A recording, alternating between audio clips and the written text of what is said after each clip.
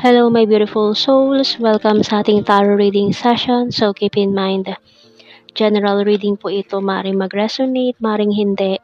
Kunin nyo na lang po kung para sa inyo and leave the rest. Maring mag-shift ng energies, kaya kayo na pong bahala kung saan kayo nakalugar sa reading natin. So, let's see.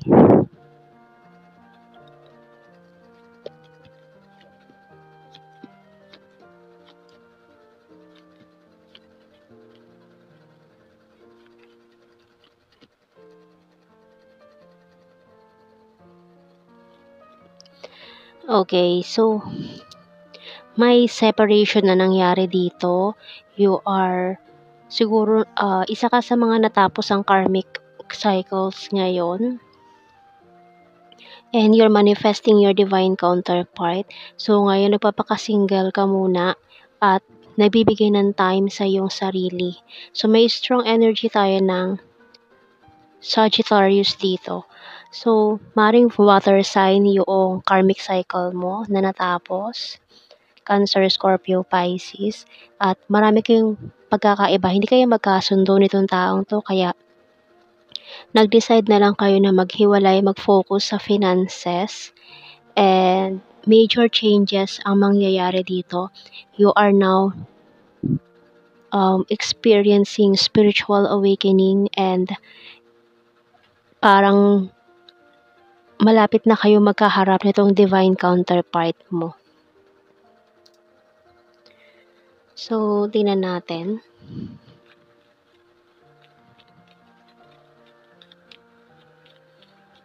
So, inaayos na ng universe yung mga dapat ayusin sa connection nyo, kasi parang ito na yung hinihintay mo na divine timing. Okay, so malapit mo nang ma-reach itong mga summit na to, goals in life. Okay, you're feeling this magnetic pull kasi tinutulungan na kayo ng universe na magtagpo ulit na dalawa. Ayan, so you are feeling this magnetic pull. Hinahanap ka na niya. So this person is searching for you, your divine counterpart. We have the doll. And ayan traffic lights. It's about divine timing. Okay, so pero behind the scene pa yung snake. So for some of you, maaring hindi pa siya totally over with the third party or the karmic partner. So tingnan natin dito. Message ng archangels. So pero ngayon hinahanap ka na niya. This person is searching for you. We have here relationship harmony by Archangel Raquel. We angels are opening the hearts of everyone involved. Arguments and conflicts are being resolved now. See?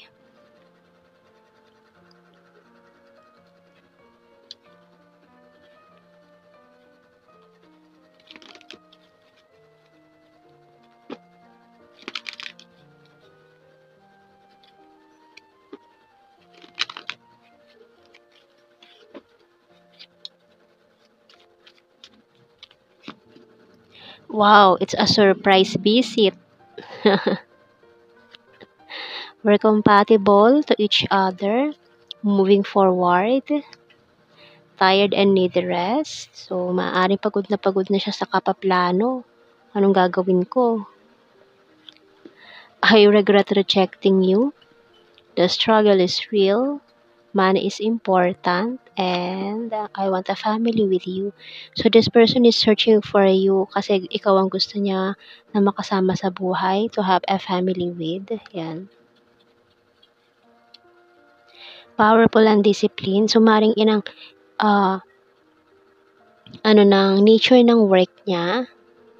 Maring kailangan dun sa mga trabaho na kailangan ng matinding disiplina sa sarili. Tingnan natin. Initials.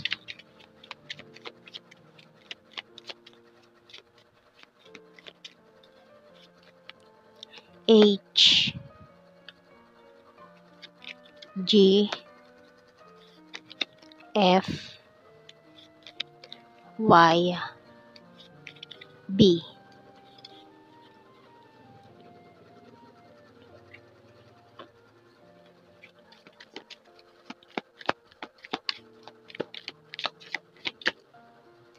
I hid who I really am from you. So marami nga siyang tinago noon with his dull energy.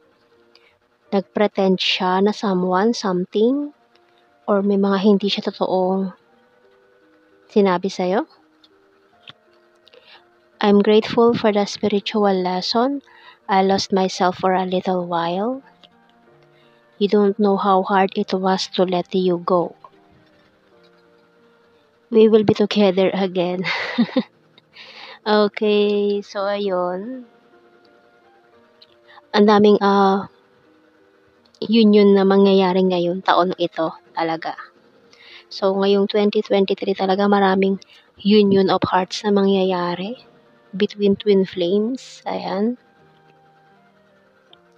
So tingnan natin. But nothing's greater than the rush that comes with your embrace. Well, I found a woman stronger than anyone I know. You give me the most gorgeous sleep that I've ever had.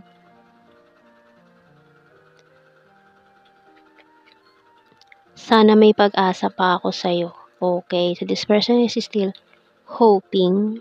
We have here reminiscing, missing you, commitment. So this person wants commitment with you. And okay, ayan, marriage. Ito talaga yung gusto niya.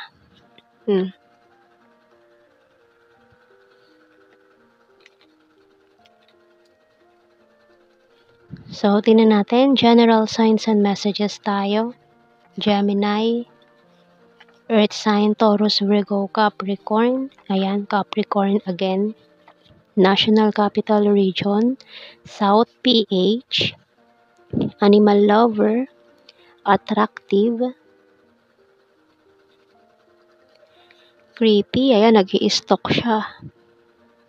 Very Lucky, Overthinker, Aries sign, Divine Masculine, Confusing, Beach, Kind-hearted, and last card natin, September.